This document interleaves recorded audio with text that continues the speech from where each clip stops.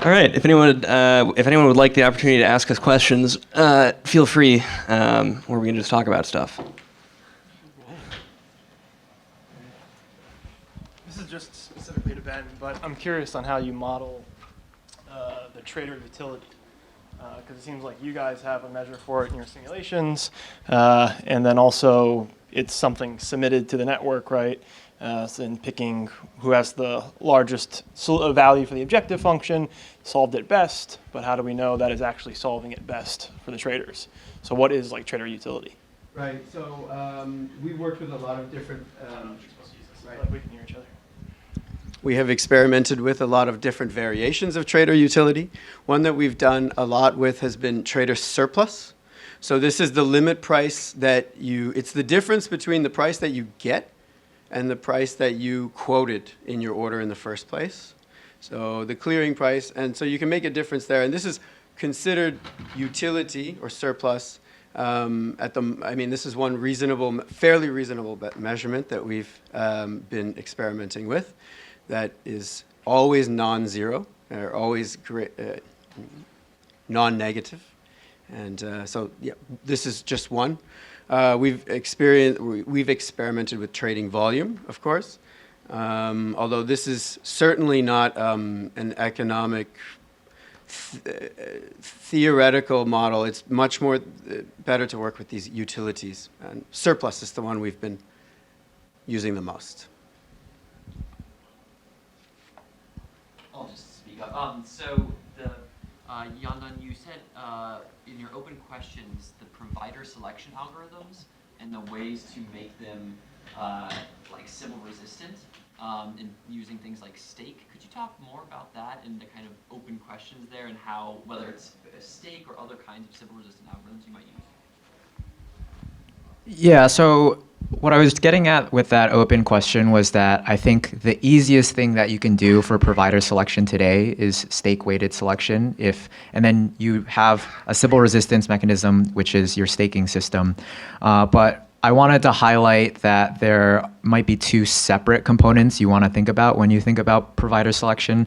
So the first is, what is your Sybil resistance mechanism? And the second is, what are your performance measurement mechanisms? Because in these service networks, you might not necessarily want to rely on a pure stake-weighted selection process for some of the reasons that I mentioned. And the challenge here and the open research problems are there's different approaches that you can layer on Sybil resistance to traditional performance measurement mechanisms. So the example I provided for a traditional performance measurement mechanism is in the CDN industry, a lot of users construct these technical architectures where you actually use multiple CDNs in order to minimize vendor lock-in, maximize price efficiency, and maximize quality of service. And these technical architectures usually involve measuring performance on a consistent basis and then weighting the CDNs to determine which one you select. So this is in a non-decentralized context. Obviously, in a decentralized context, you have more problems you need to worry about. So this is where layering on Sybil resistance comes in. So the open questions are such that, let's say you are using a staking system and you have certain measurements for things such as latency. How do you combine that into a system that weights both and allows people that are actually high performing to be selected, even if they might not necessarily have it reflect in their stake weight right now? Just a small addition, taking a step back and thinking why you might want to avoid leaning entirely on stake as your selection input. Beyond just, as Yondon referred to, rewarding those that are providing a high quality service but maybe didn't buy in right at the beginning or didn't have a huge nominal. It also might help with consolidation resistance, because if you're purely focusing on stake, and in our network, for example, the large stakeholders can continually restake their subsidies, you end up with perhaps an economies of scale driven consolidation. So there's a possibility that some other vector could help with that. And actually, one other thing that's interesting, another feature of NuCypher that's related to provider selection. As I mentioned, you have something like called team service provision, where you have multiple workers per service or per user, and that leads to some sampling problems too, where if somebody chooses, same with live peer, it's tunable. So someone chooses like a very high security parameter and says, I want 100 workers for this policy. That can sometimes exclude if you base it purely on stake. I have a question for all of you. It seems pretty well established at this point that we have decent Sybil resistance mechanism designs for actual DOS resistance, but so far there have been, as far as I'm aware, no real tests of collusion resistance, especially incentivized collusion. So I'm curious how well you expect these kinds of systems to hold up in the face of designs like those Phil Diane have suggested for dark DAOs, or basically like incentivized collusive behavior.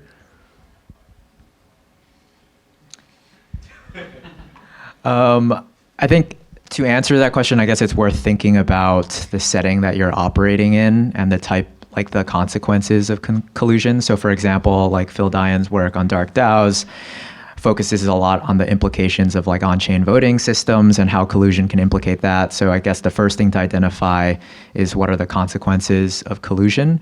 I do think that there was some interesting work put out recently by Vitalik about like minimal anti-collusion infrastructure that you can set up, although right now it's dependent on a centralized operator in order to make the guarantees around anti-collusion. So I do think that there's some promising work there in order to leverage that for different types of systems. But I think step number one is identifying like what the consequences of the particular collusion are. So thinking about it in the context of live peer, for collusion, I guess one of the worst things that you can do is if there's maximal collusion on the network, you just deny service to a particular user. And that's where I think these switching mechanisms are important, and have it not be pure stake weighted, because the ability to switch is important to allow like rerouting around malicious nodes. So if you do have at least some subset of honest actors on the network, you have the ability to reroute towards them. Whilst if you rely purely on stake-weighted selection, I think collusion can be a little more devastating in that there isn't any ability to reroute around malicious nodes. So, yeah, very, very similar thoughts. I think a lot of great ideas have obviously percolated up from proof-of-stake networks. One that probably needs to be rethought is this idea of like the percentage of the network or where the security threshold is. So like with NewsCipher, it's not 33% or 51%. It's kind of harder to say what it is. If you control all of the nodes, then you, as same with LivePeer, you can block sharing flows, which might have some, might be a worthwhile motive. Yeah, that's pretty much it. Like there isn't a specific percentage. And similarly, you can quite simply reissue sharing policies, even if like 90% of the network was controlled by one adversary. There's still some honest nodes that can provide the service.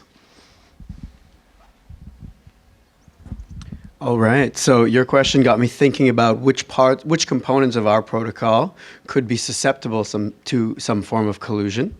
And the three spots that I've identified and tried to solve in the moment, one was that the order placement could be a form of collusion. And we've considered this situation where you have the liquidity providers who are, for every single token pair in the protocol, available to say, I'm willing to pay 1% less for this, and I'm willing to sell for 1% more in every token pair direction. And then a market order comes in, which says, I'm willing to pay anything, this for this, and I have this much of this. And so the optimization problem actually exploits this market order that is sort of unbounded in a sense. And so this is actually reasons why we've had to go and, I mean, this isn't really a form of collusion. It's a form of liquidity providers and somebody just coming in and saying, oh, I'm willing to pay whatever the price winds up being.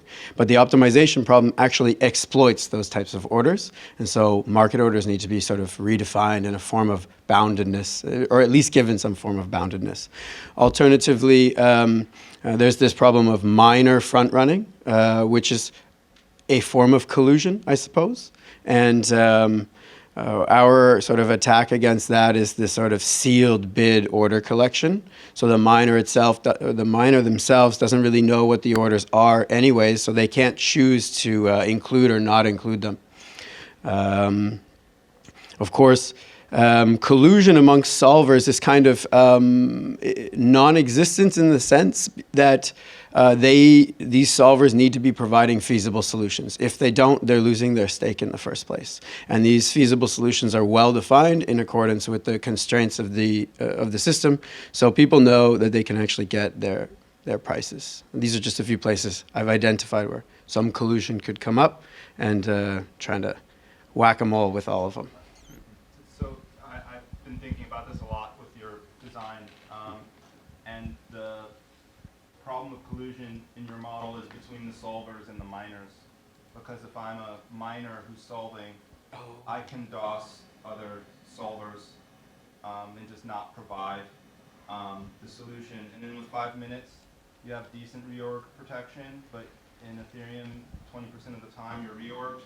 That's the acceptable numbers. 1/5 of of the blocks total are reorged in Ethereum.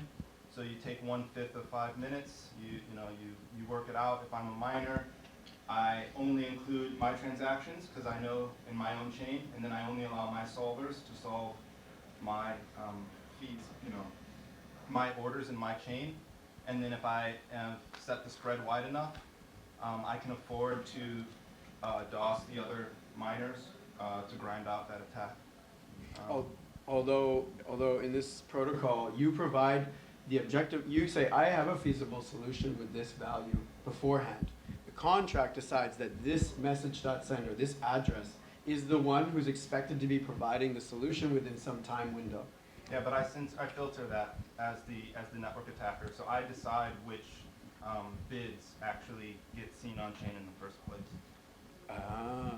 But then you will still be expected to solve the problem and provide something, right? Yeah, I'm doing. But there are other miners out there who are willing to include these right, bids. exactly. So that's exactly. So this is a minor collusion. Right. So it's the union of the miner and the solver. And so, if you imagine this is actually profitable, who's going to actually run the service? It's going to be miners, right? So, or you're going to have a business deal with the miners and the solvers, right? So that's to me, that's the real threat. Rick, Yeah, hi. I'm curious how